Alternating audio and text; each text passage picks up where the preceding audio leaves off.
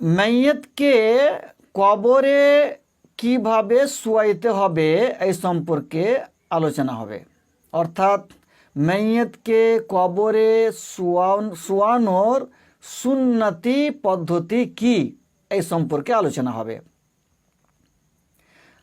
আমরা দেখতে পাই প্রায় জায়গাতে কবরে মাইয়াতকে চিতভাবে শুয়ে দেওয়া হয়, আর শুধু এই মুখমণ্ডলটাকে কিবলার দিকে করে দেওয়া হয়।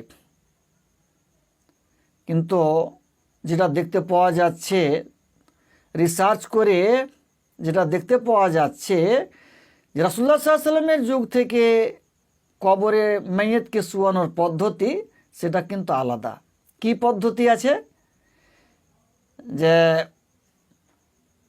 মাথাটা কিবলার ডান দিকে হবে মাইয়াতের, আর পাও দুখানা কিবলার বাম দিকে হবে, আর মাইয়াতকে ডান কাঁধে কিবলামুখী করে কবরে রাখতে হবে।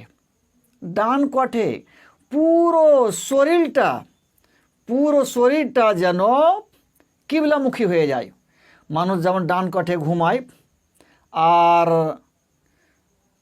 এই মাথাটা কিবলার ডান দিকে হবে, পাওটা কিবলার বাম দিকে হবে, আর ডান কাঁধে ঘুমাইলে পরে পুরো শরীরটাকে যেমন ডান কাঁধে করলে কিবলার দিকে হয়ে যায়, এরকম কিবলামুখী করে কবরে শুয়াইতে হবে। এটা রাসূলুল্লাহ সাল্লাল্লাহু আলাইহি ওয়াসাল্লামের যুগ থেকে এই পদ্ধতি চলে আসছে। এই কথাটা কে লিখেছেন?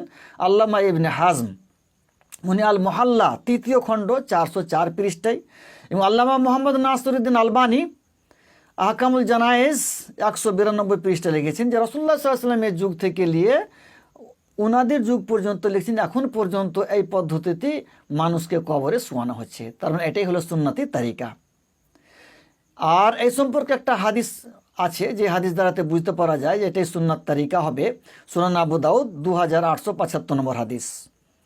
কাবাকে কিবলা আমাদের করানো হয়েছে, তো রাসূলুল্লাহ সাল্লাল্লাহু আলাইহি ওয়াসাল্লাম বলছেন কিবলা তো কুম, কাবাটা তোমাদের কিবলা, আহিয়া আউ ওয়া আমওয়াতা, জীবিতদেরও কিবলা এবং মৃতদেরও কিবলা।